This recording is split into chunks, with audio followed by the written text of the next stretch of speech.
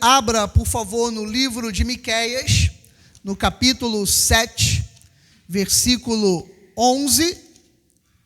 Daniel, Oséias, Joel, Amós, Obadias. Aí vem Jonas, Miqueias, capítulo 7, versículo 11. O tema do nosso estudo nesta manhã: como sair desta situação. E agora? Como sair dessa encrenca, que a gente pode ter entrado? Como se livrar dessas circunstâncias? Miqueias, capítulo 7, verso 11. Diz assim a palavra do nosso Deus: no dia da reedificação dos teus muros, nesse dia serão os teus limites removidos. Até onde, gente? Até onde? Para mais longe. Eu amo esse versículo. Eu amo essa palavra do profeta chamado menor Miqueias, Então, não era um profeta com tanta evidência em Israel, mas ele trouxe uma palavra poderosa para nós. Vamos orar, vamos pedir a Deus revelação em nome de Jesus. Pai Santo, Pai bendito, mais uma vez louvamos e engrandecemos ao Teu nome. Muito obrigado por mais esta oportunidade. É bom estarmos em Tua casa nesta manhã de domingo. E agora, Senhor, assim como está lindo o dia lá fora, um dia de sol, de primavera, quase verão, Senhor, que da mesma forma aconteça na vida de cada um que aqui está. Senhor, que o tempo abra, que venha novidade de vida, que venham frutos, sejam bênçãos, Pai. E nós profetizamos sobre a vida do Teu povo, já através dessa palavra, Pai, e que ela frutifique em nossas vidas a 30, a 60 e a 100 por um da semente. Fala-nos, ó Deus, segundo o Teu querer e Tua vontade, em nome de Jesus, para a Tua glória. E a igreja bendita, a igreja do Senhor, diga amém. Amém. Graças a Deus. Meus amados irmãos, nação santa, povo de propriedade exclusiva de Cristo Jesus, o desejo do meu coração é que daqui a 50 minutos, daqui a 55 minutos, nós encerrarmos esse culto, você saia daqui da igreja com uma resposta. Não a resposta minha, a resposta do pastor, a resposta humana, mas a resposta de Deus. Porque nós estamos sempre perguntando algo ao Senhor. Por que eu estou passando isso? Por que eu estou vivendo essa situação? Por que eu entrei nessa? Os nossos caminhos, como diz a palavra, aos nossos olhos, como diz Provérbios, eles são bons.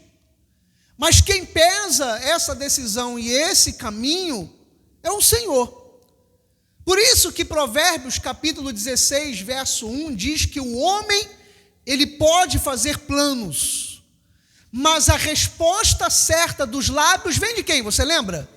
Vem do Senhor. Então, o que o sábio Salomão estava dizendo ali?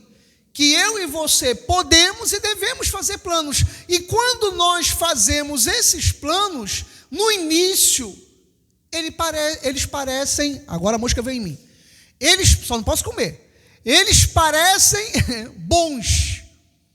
Então, aos nossos olhos, quando você toma uma decisão, e vou esticar e falar algo até mais sério, até quando nós decidimos pecar, aos nossos olhos, parece bom.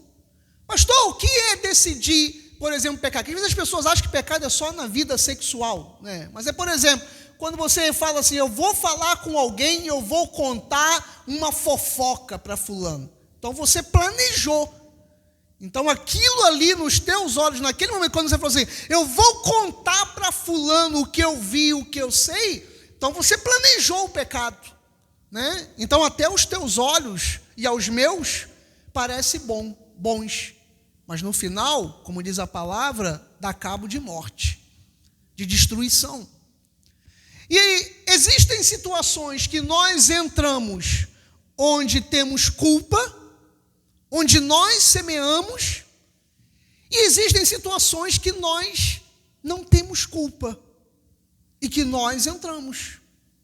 Por exemplo, há 4 anos atrás, no meio daquela pandemia, uma semana depois que tudo fechou, minha mãe descobriu que estava com câncer de mama.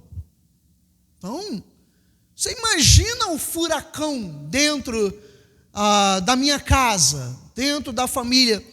Não tinha médico particular, não tinha INCA, não tinha público, todo mundo simplesmente sumiu, porque ninguém sabia o que era. Então não havia vacina, não havia nada, todo mundo simplesmente sumiu, e você está com um papel, com um diagnóstico na mão de um carcinoma no seio, e você vai no particular, não tem médico, você vai no hospital particular, não tem médico, você procura no INCA, não tem médico, você vai fazer, e você fica com aquilo e diz, e agora? E se eu pegar Covid também? Então foi uma situação que a gente tinha na mão, um diagnóstico, uma ressonância magnética do seio com BIRADS 5, e ali já tomando conta debaixo das axilas dela, e a gente sem saber o que fazer, porque simplesmente estava tudo fechado, fosse com dinheiro, sem dinheiro. E agora, como sair dessa situação? Então eu repito, situações que nós entramos e situações que nós não entramos, e que elas simplesmente, surgiram. Então, como a gente vai conseguir sair disso? Eu pedi a Deus uma palavra, e eu relembrei esse versículo, né? Pelo menos aqui tem 2 passagens que eu gosto muito de pregar, e eu relembrei dessa palavra de Deus. Primeiro, porque me chama a atenção essa palavra do verso 11, reedificar, né? Eu gosto disso aqui, porque esse reedificar são alguns momentos que a gente passa na nossa vida, em que as coisas demoliram, né? Quando a última vez que eu trabalhei de CLT, que eu trabalhei para alguém, eu fiquei noivo da pastora Renata numa semana. Quando chegou na outra semana, na segunda-feira, o meu chefe, o senhor Henrique, ele me chama, ele fala, Marcelo, senta aqui. Pô, quando tu eu já tive um sonho 3 dias antes com temporal, com mar revolto, aquela coisa toda. Eu falei, pô, alguma coisa boa não vem. E aí meu chefe chegou, ele ficou em pé, mandou eu sentar na cadeira e falou assim, eu preciso muito de você aqui, preciso muito. Você é o homem de confiança que eu tenho aqui, não é por nada que você tenha feito, nada humano, não entendi, intercedi por você, mas cara, você está demitido. Eu sentado, olhando, levantei os olhos assim para ele de cabelinho branco, olhei para ele, eu falei, não tem como voltar atrás? Isso quando eu voltei do almoço, numa segunda-feira, ele falou, não tem como voltar atrás. O que você pensa, Robson? Uma semana antes, Deus falou ao meu coração, fica noivo da tua lourinha. No domingo anterior, quando chega na segunda-feira seguinte, você está no seu trabalho, e Deus vem e fala assim, Deus não, mas não deixou de ser, fala pelo meu chefe que eu era o cara de confiança dele, e ele falou, não fui eu, então você não vai mais trabalhar com a gente, você está desligado. O que eu fiz? Eu levantei, peguei o ônibus, fui para onde, gente? Imagina. Que praia, meu amigo? Fui para a igreja. Eu fui na praia depois, na semana eu fui. Mas é claro que eu fui, né? Eu fui para a igreja. Cheguei na igreja. Quem está trabalhando no balcão da Igreja Cristo Vive na parte da tarde no culto de oração? Quem está lá? Florzinha, Lourinha. tá lá. A lourinha olha para mim, né? Sorri, me deu um beijo, né? Porque antes de casar beija, depois não. E aí, me deu um beijo e falou: você está aqui? Eu falei: eu estou aqui. Você veio cedo? Eu vim cedo, né? Não contei nada. Quando chegou no final do culto, eu falei: você quer saber por que eu cheguei cedo? Ela falou: quero, porque eu fui mandado embora. Então, o que deve ter passado na cabeça dela, irmão Ailson? Pô, fiquei noivo agora de um furado agora. Fiquei noivo agora de uma furada disso aqui. Gente, nessa furada, dando aqui esse, não é testemunho, por causa dessa furada, eu fiquei 1 ano e 10 meses dentro da igreja Cristo Vive, sem ganhar R$1 trabalhando como voluntário. Eu chegava com ela lá 2h da tarde, saíamos às 8 da noite, ganhávamos o lanche. Nós trabalhamos como voluntários. Não estou falando mal da igreja, não. Eles não me pediram nada. Eu e ela trabalhamos como voluntários lá dentro. Durante 1 ano e 10 meses. Até que um dia, em fevereiro do ano 2000, o pastor Paulo Miranda chega e fala: eu fui chamado na demissão.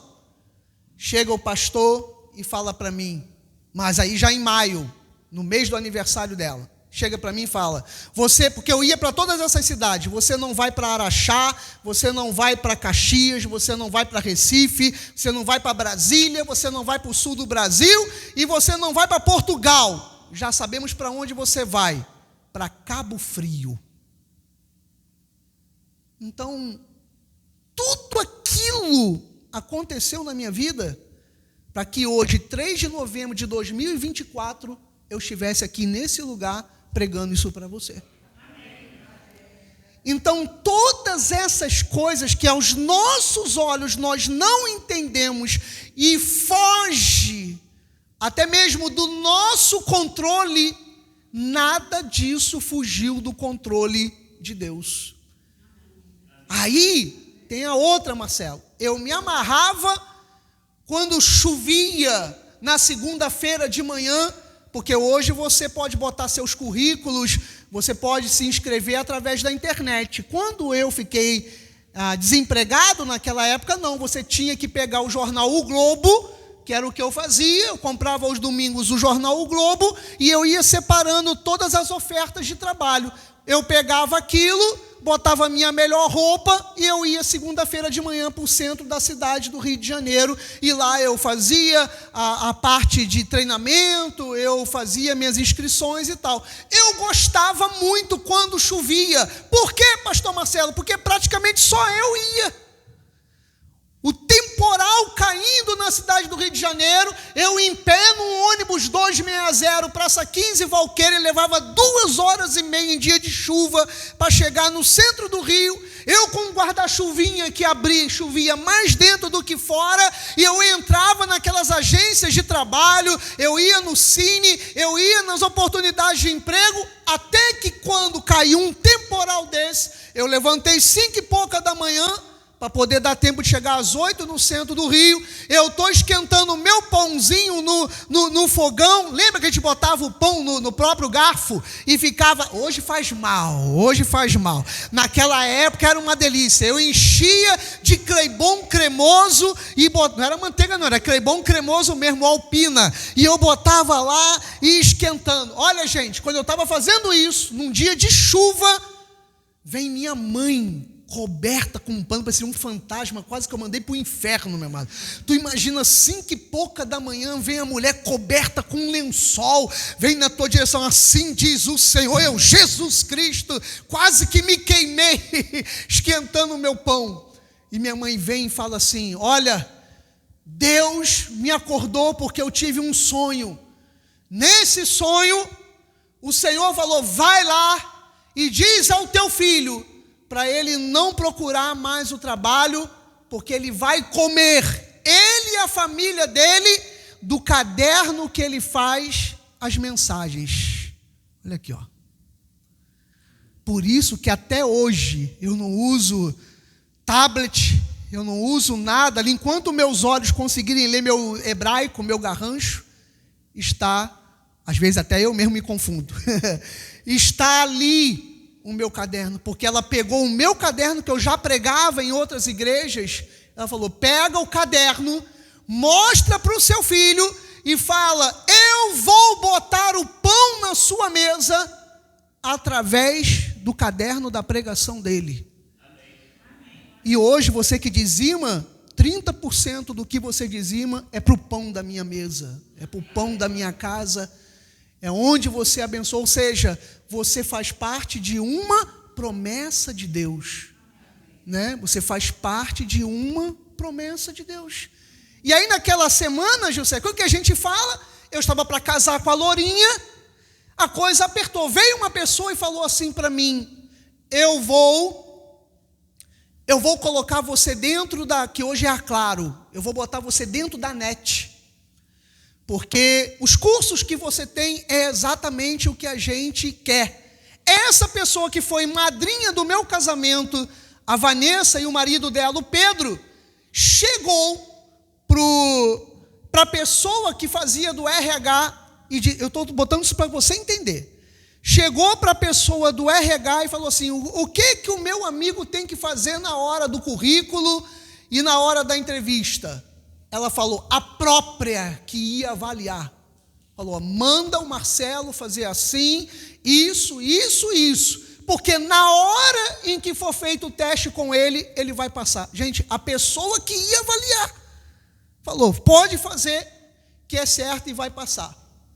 Devia ter 3 ou 4 vagas. Eu soube, Pamela, que aumentou tipo para 7, 8. A Vanessa e o Pedro viraram para mim e falaram assim: é certo, você vai entrar. O salário não é muito alto, mas aí você vai ter cesta básica, você vai ter plano de saúde, você vai ter ajuda para fazer a faculdade, você vai ter... Eu já estava na boa. Eu já estava na boa. Falei: é certo eu entrar. Fui, fiz os testes, fiz as entrevistas, fiz tudo, positivo, vai trabalhar na Claro NET. Uma semana depois, pastora Fátima, eu procuro a minha madrinha de casamento, a Vanessa, e falo: Vanessa, está demorando a resposta. Ela falou: eu vou ver com fulano. Tá bom, ela foi ver com fulano. Quando ela viu com fulano, eu falei para você que aumentou mais 3, 4 vagas. Eram 4, passou para 7, 8. Tinham 9 candidatos contando comigo. Quem dançou, Gilceia? Quem dançou, Gilceia? Quem rodou, Gilceia? Ou seja, todo mundo entrou, menos eu. Eu virei para o papai e falei: papai, tu tens alguma coisa contra mim? E isso não foi a primeira vez. Eu fui fazer a prova de sargento do Exército, eu fiz a da Aeronáutica, eu passei para a AFA, e eu fiquei porque eu queria ser piloto de caça. Quando eu estava na fila médica do 3º Comar, quando eu estava para o exame médico, chegou o oficial, olhou para mim: irmão Dilson, ô Bisonho, você quer ser o quê? Eu falei: quero ser piloto. Ele: de óculos? Você tem quanto de miopia? Eu falei: tem quase 2, pode sair da fila. Eu rodei ali na fila do exame médico, nem passei pelo médico. Aí eu ia ser intendente, trabalhar no administrativo. Eu também não quero. Minha mãe quase me matou, porque eu queria entrar para a aeronáutica para ser aviador. Eu falei: eu não quero entrar para a aeronáutica para ficar no computador. Eu quero ser aviador. Se não vou ser aviador, também não quero. Aí eu falei: agora eu vou ser sargento do Exército. Passei tudo na prova de sargento do Exército. Quando eu estou no dentista, sentado lá, o dentista vem com um molde e manda eu morder. Morde. Quando ele tira: não, Bisonho, morde isso aí. Aí ele: morde isso direito. Aí ele pega: nunca serás. Você está vendo esses dentinhos que você acha que eu não tenho dente? Ó, os dentinhos tudo torto. Ou seja, não pegou no molde, que quando eu fecho meus dentes aqui, ele não fecha. Aí ele virou, para você ver, eu tenho os dentes normais, eu só extraí 2, eu tenho os dentes normais, a contagem estaria na certa, mas por causa disso que quando você vê eu pregar, que eu faço e que meu dente aqui some, por causa disso, eu não virei sargento do exército.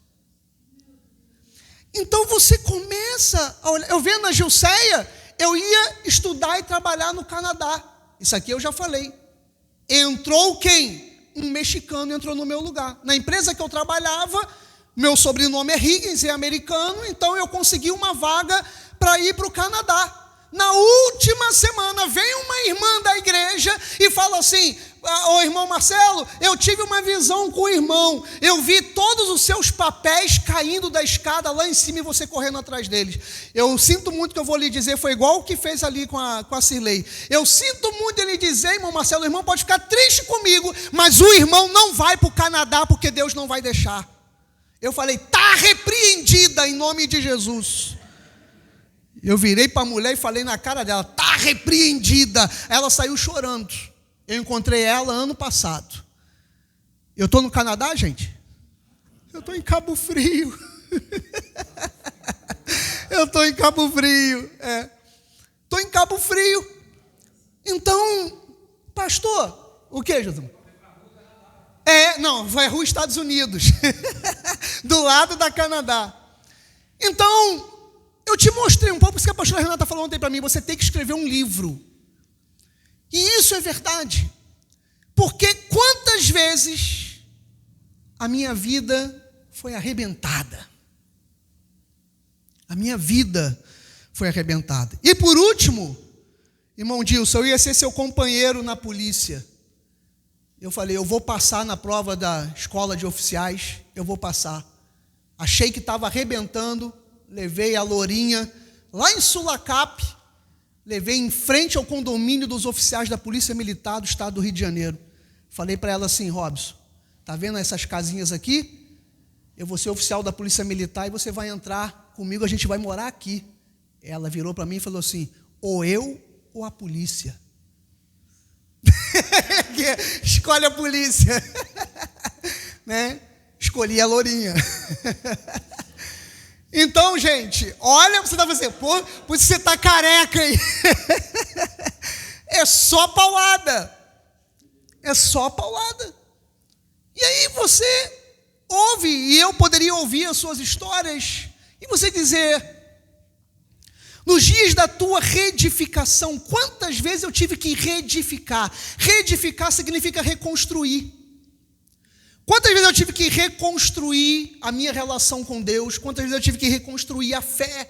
Quantas vezes eu tive que reconstruir a esperança? Por isso que você vê a minha luta aqui dentro dessa igreja, porque eu até falei com o Robson semana passada, Robson, até no dia que eu morrer, eu vou morrer olhando mesmo para o céu mesmo, cara.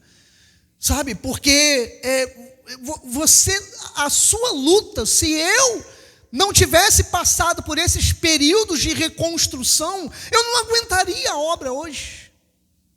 Eu não aguentaria. E o que você pode estar passando hoje, essa situação que te machuca, que às vezes, não sei se você é como eu, então eu tenho realmente o transtorno do pensamento acelerado, eu sei que tenho.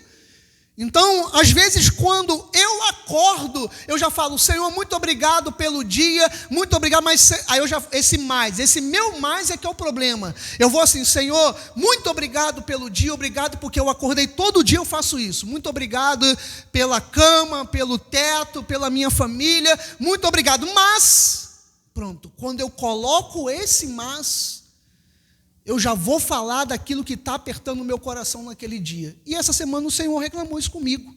Falou, desacelera. Desacelera.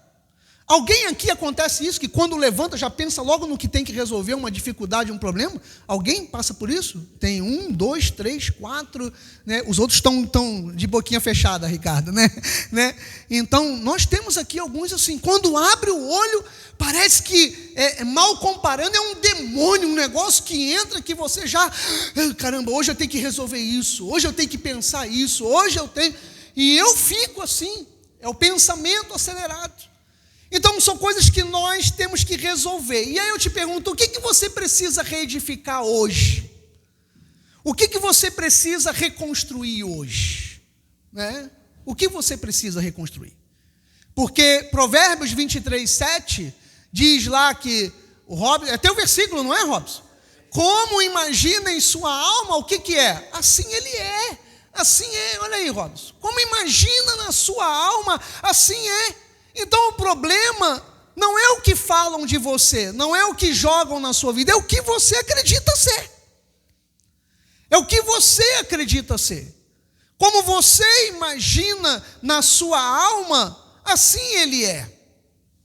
E o que você pensa da sua vida hoje? Qual é o conflito que você tem contigo mesmo? Porque o problema não é o conflito que temos com os outros ou que os outros têm conosco, mas o conflito que nós temos em nós. Você pode ver que existem pessoas que se punem, né? Então a pessoa chega lá, faz uma tatuagem no corpo inteiro, faz no rosto, né? Então a pessoa, quando ela faz esse tipo de marcação, ela está punindo a vida dela. Então ela diz, eu preciso ser aceito, não pelo que eu sou, mas por uma marca que eu tenho no meu corpo. Eu não estou falando, às vezes, até de uma marca escondida, uma tatuagem pequena, seja o que for. É aquele que você vai para a praia, o cara é verde. Você já imaginou, daqui a alguns anos vai ser reptiliano, Robson? Os velhos de amanhã vai ser uma tristeza. Vai ser tudo verde caído, né? Vai estar com aquilo tudo aqui, assim, os braços cheios, porque todo mundo vai envelhecer. Aí vai estar lá com os braços tudo enrugados. O que era isso aqui? Era uma prancha de surf, agora é um barquinho aqui, uma coisa. De tanto que aquilo vai enrugar. Então, as pessoas, elas procuram ser aceitas. Elas colocam piercing nas orelhas, na boca, no nariz, lá também. Bota em tudo, meu amado. Então, a pessoa, ela vai se punindo. Por quê? Porque ela está em conflito consigo mesma. Ela está em conflito consigo. Então, ela demonstra uma punição para ela, né? Então, ela se corta, ela se morde. A pessoa faz isso. Então a Bíblia diz, como você imagina na sua alma, assim é. Tá bom, pastor Marcelo. E antes de encerrar a mensagem, diga para mim, o que eu preciso fazer para reedificar? O Senhor falou, deu um pequeno testemunho nessa mensagem. Você sabe que eu não sou muito de falar isso nas mensagens. Mas agora, hoje, não estava nem preparado isso. E Deus, Ele tocou o meu coração. Para que você entenda que aqui sobre o altar não tem um super-homem, tem alguém que tem os seus dramas, que tem seus problemas, que tem dores, que também desanima. Você pode ter ficado desanimado hoje para vir à igreja, mas você veio, mas agora você está aí sentado e você está ouvindo alguém pregar. Mas e quantas vezes eu já vim para cá desanimado? E subi o altar e dizendo, Deus, eu estou completamente sem forças e eu preciso que o Senhor use a minha vida e que o Senhor fale. E talvez nesses dias tenha sido as melhores mensagens que eu preguei. Sabe por quê? Porque como disse o apóstolo Paulo, a nossa suficiência vem de Deus. A nossa suficiência vem do Senhor. É dele que vem a força. Então, pastor, como reedificar quando eu estou à beira da morte, quando eu estou destruído? Vou fazer o quê? Eu vou ficar aqui sentado, esperando? Eu me lembrei, porque eu ia colocar outra passagem. Aí, na hora, eu creio que foi Deus. O Senhor falou, não, é aquela passagem de 2 Reis 7.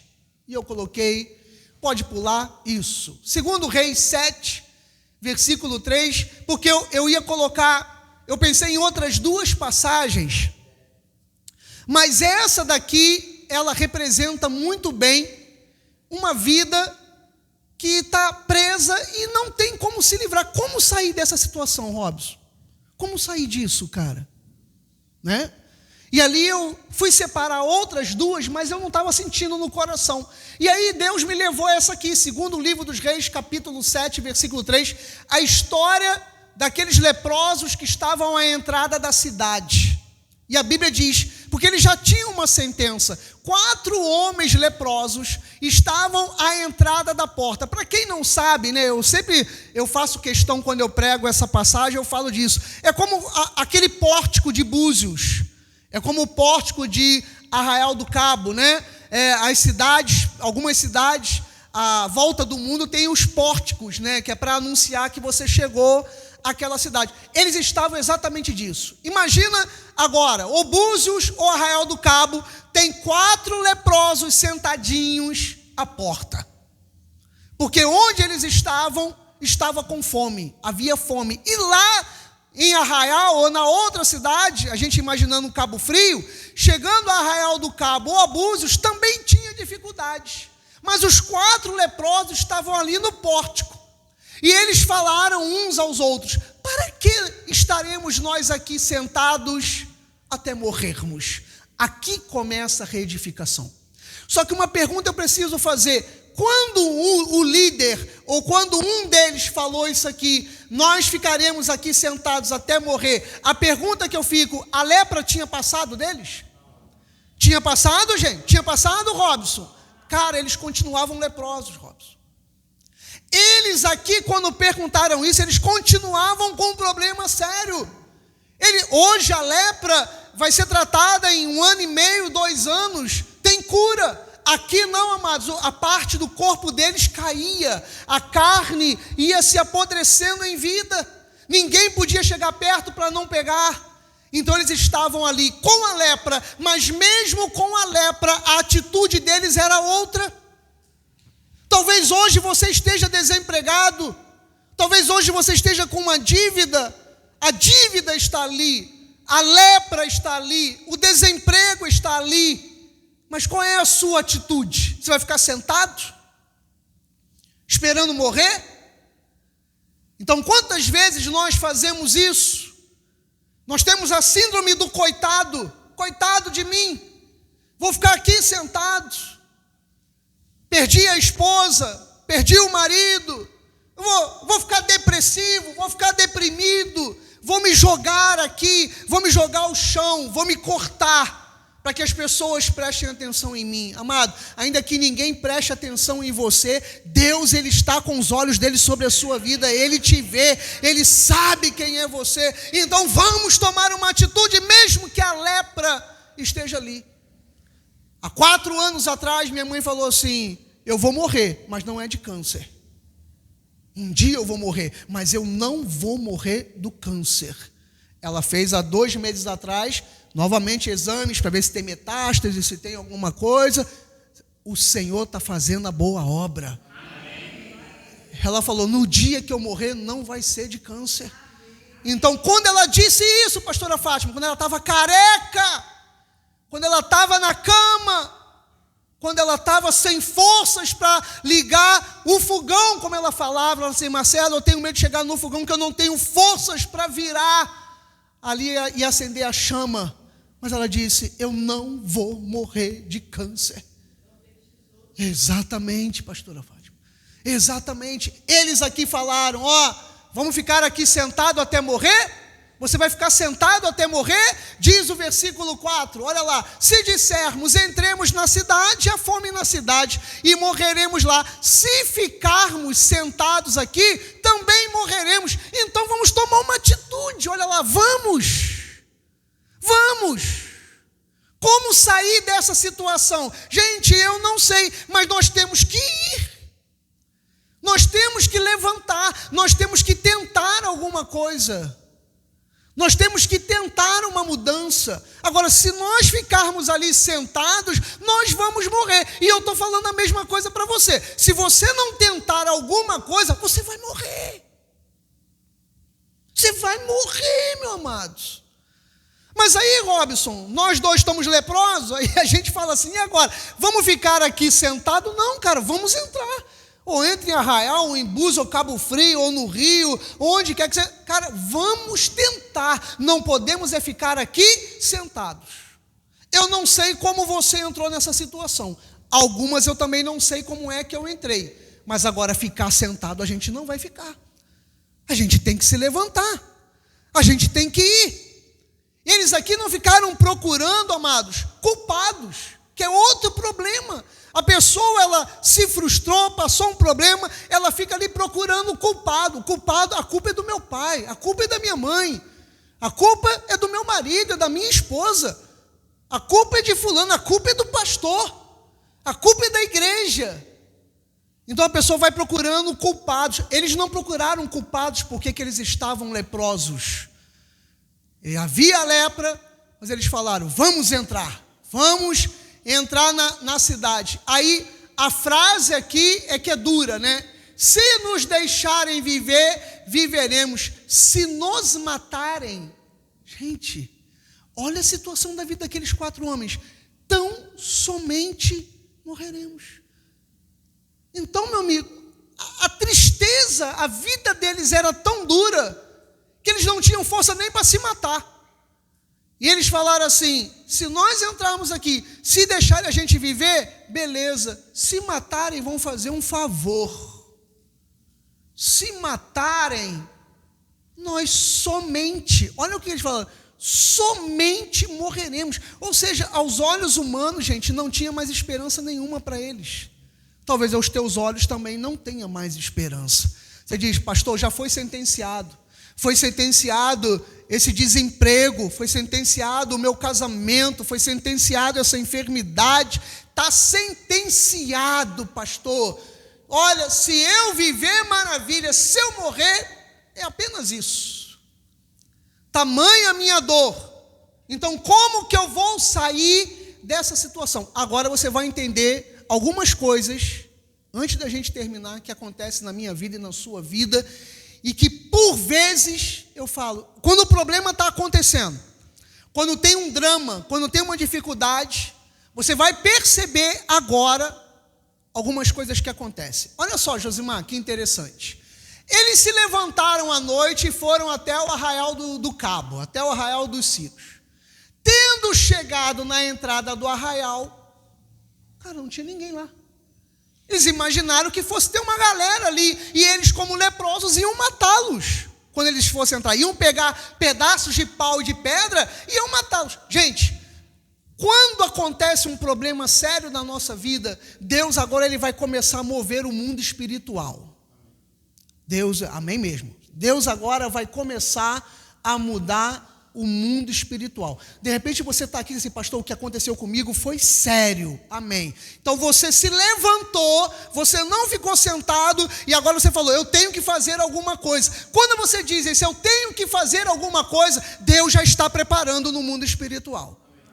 E aí quando eles chegaram lá, que eles achavam que somente morreriam, já não tinha ninguém na entrada da cidade. Opa, já está acontecendo alguma coisa. Diz então o versículo 6, passar para cá para não ficar de costas para a filmagem. Porque o Senhor fizera ouvir no arraial dos Círios ruído de carros e de cavalos. A pergunta que eu faço, havia carros e cavalos, gente? Mas houve o que? Às vezes o ruído vem na sua vida e você diz que é Satanás. E você diz que foi o inimigo que fez. Talvez esse desemprego, como aconteceu na minha vida, foi um ruído. Quando eu não entrei, quando eu passei na prova da aeronáutica ou do exército, aquele barulho me fez correr assustado. Só que eu não sou Ciro. Eu não sou inimigo de Deus. Aquele ruído que aconteceu na vida aqui do Marcelo foi porque Deus tinha um propósito. Lá naquele ano eu não entendia, hoje eu entendo. Então, se você viu, ou ouviu, na verdade, um ruído de carros, de cavalos, de inimigos na sua vida, não corra, meu amado. Não é o Satanás que está fazendo. De repente, esse barulho é o próprio Deus que está fazendo, para poder afastar da sua vida o que não presta, para poder afastar os inimigos, para poder afastar aquilo que te afastava do propósito de Deus. Então você está vendo aqui, os sírios ouviram, de maneira que aqueles que iam matar os leprosos disseram uns aos outros: eis que o rei de Israel alugou contra nós os reis dos heteus, os reis dos egípcios, para virem contra nós. Então eu mostro aqui os dois lados: o lado do inimigo fugindo de nós, e o lado onde eu e você muitas vezes também fazemos isso, e falo até de mim. Quando vem uma situação, até a pastora Renata, principalmente a pastora Renata e a Rebeca brincam assim comigo, ela diz assim: ele não deixa nem eu terminar de falar, porque eu já vou na frente. Porque a gente às vezes faz isso, nós criamos na nossa cabeça o nosso próprio enredo, e de repente seja por isso que eu e você estejamos passando o que estamos passando, porque a gente já criou um enredo na nossa cabeça. A gente diz assim: a minha mulher está me traindo, o meu marido está me traindo, esse mês eu vou ser mandado embora, pastor, está ruim para todo mundo, o mês de novembro vai ser ruim, meu amado, para quem não tem Cristo, para mim e para você vai ser uma bênção, em nome de Jesus. Então isso aqui que nos faz às vezes correr, é um enredo que a gente cria, e aí nós entramos nessa situação e falamos para Deus: como é que eu vou sair dela? Então não crie isso aqui, não crie coisas da sua cachola, como diz o português, né? Da sua mente, não fique ali criando para que você caia e você fuja. Mas olhando pela visão dos leprosos, isso aqui que passou na cabeça dos sírios foi exatamente o livramento deles, porque diz o versículo 7: pelo que se levantaram os sírios, e fugindo ao anoitecer, deixaram as suas tendas, os seus cavalos, seus jumentos e o arraial como estava, e fugiram para salvar a sua vida. Você está vendo? Eles fugiram, nada daquilo existia, amado. Foi apenas um ruído de Deus. Foi um ruído. E não existia aquilo. Mas os sírios fugiram, escaparam, porque eles estavam ouvindo aquilo que era o medo do coração deles. Talvez hoje você esteja sofrendo porque você está ouvindo o medo do teu coração. E eu estou sempre batendo aqui na tecla, por isso que eu tenho inúmeros defeitos, mas aqui no altar eu luto para não ter. Porque o que eu estou falando é exatamente o que passa comigo. Quantas vezes eu fico: ai, vai acontecer isso, vai acontecer aquilo. Aí a Renata fala para mim: cuidado para não morrer, cuidado para não ter um troço, para não morrer. Porque a gente vive nesse sobressalto, fica ouvindo que estão vindo carros, cavalos, os inimigos, vamos fugir. E na verdade esse ruído aqui era um ruído de Deus para salvar os leprosos. E diz o versículo 8: chegando aqueles leprosos à entrada do arraial, entraram numa tenda, comeram, beberam, pegaram dali prata, ouro, vestes, foram lá para o pórtico, esconderam e voltaram. E entraram em outras tendas, dali também tomaram alguma coisa e a esconderam. E a pergunta que eu faço, Gilcé, é assim: eles deixaram de ser leprosos? Não, gente. Você pode ter o problema que for, mas você pode ter qualidade de vida. Não é o que está na minha cabeça e na sua que vai nos aprisionar. A lepra estava neles. Mas mesmo leprosos, o Senhor estava cuidando deles. Você pode estar desempregado e o Senhor está cuidando de você. Você pode estar com câncer e o Senhor está cuidando de você. Você pode estar sem família, mas Deus está cuidando de você. Você pode estar sem dinheiro, mas nós vimos aqui hoje: o justo jamais será desamparado. Porque Deus está cuidando de você. Seja no que for. Não foi, irmão Dilson, irmão falando antes do culto aí do ruído dos sírios, não foi, irmã? Os sírios já se foram embora, irmã. Os sírios já se foram embora. Por quê? Porque no dia da reedificação dos meus muros e dos seus, a gente remove esses limites para mais longe. A Bíblia não falou, Robson, que o limite vai acabar. Ele falou: você pode pegar esse limite, né, e jogar lá para frente. Então jogue seus limites lá para frente, acredite em Deus, confie em Deus, Ele vai fazer você sair dessa situação, Ele já está fazendo você sair dessa situação. E eu termino com Miqueias ainda no capítulo 7, versículo 7. Pastor, o que fazer antes de eu ir embora para eu sair disso que eu estou passando? Olha lá, porém, se ele botou o porém, é porque antes os versículos, depois tu vem em casa, é só paulada, né? Então, diante disso tudo, porém, isso aqui é lindo, olharei para o Senhor, não vou olhar para o problema, eu vou olhar para o Senhor, e vou esperar em quem? Olha a semente aí, Sirlei, esperarei no Deus da minha salvação. Agora você vai ler comigo para a gente terminar. 1, 2 e... o meu Deus me ouvirá. Alguém aqui acredita nisso?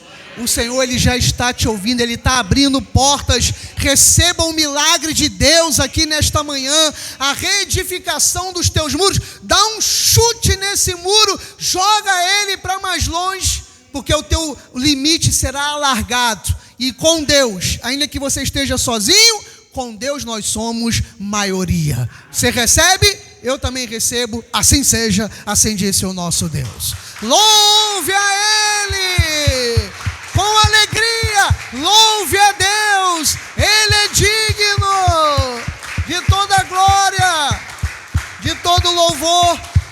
Aleluia.